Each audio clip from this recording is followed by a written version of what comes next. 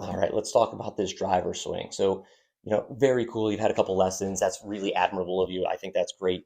Always getting help is probably in-person help or online help is probably your best option, generally speaking. But when I look at this driver swing, I see some pretty good setup positions. I would probably nitpick at how far away the arms are, because that's leading to your initial problem is when you make a backswing, you tend to be what we would call very disconnected. So I'm going to stop it right here.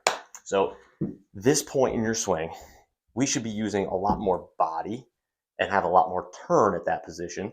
When you have almost no turn, you've done all the work to get the club to P2, about parallel to the ground, and you've only done it by using just your arms. And when I do that with just my arms, my shoulders don't turn and my arms are now off my body. So what I need from you is, I would say, find yourself a couple golf tees. Let's see if we can find a few here. I would stick them under your armpits. Stick one here, squeeze it way in, stick this one in there, and I would, from a down the line view, I would practice squeezing them on the way back. It's going to feel like the club gets way inside. I don't want you to roll the club in like this. I don't want your forearms to roll. I want you to feel like you take the club back without any rotation. Think, Ricky Fowler circa 2014, where he would kind of opposite of roll. This is no roll. This would be a lot of roll. This is you currently. So I would say get to here and just practice keeping the club what feels like a little more shut or square and the arms a little closer together. My left arm is kind of just pinched against my bicep and my chest. So let's take these tees out. So that's number one. You could use a towel. I don't really like the towel. It's very, very restrictive. But number two, I would say another way we can work on that is, instead of rolling the club, I've done this before where I take my left hand, put it on the club, take my right hand, and I kind of make like a hook with my right index finger, and I just kind of hook the club right onto it.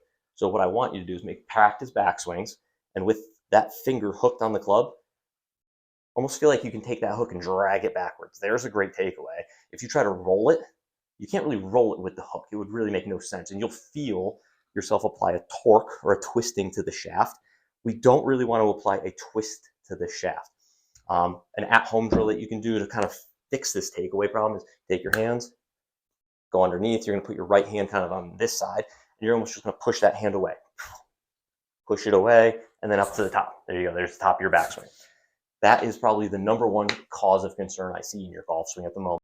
So because of that position, everything else is going to be a compensation. So you have no turn, your legs aren't moving. In fact, you have almost zero hip turn, and there's your arms up to the top of your backswing. So that is a really interesting place to try to hit a golf ball from, where you almost have no turn, arms really high, your left arm is actually almost like kind of choking you out there at the top. Everything is going to be very difficult from that position. But if you get the takeaway correct, you're going to get a lot more turn done early. So generally speaking, if you do the takeaway correct, you'll notice how much turn I have at it from P1, P2. I've got 60 degrees of turn at this point. I'm pretty much done. Maybe my arm's going to move a little bit further back. Maybe I'll turn a little bit more, but you need to get all the turning done sooner and do it with your arms attached to your body. That way you don't do any of this craziness to hit the golf ball. Try that out. Give me a holler. Let me know if that works. Looking forward to hearing from you.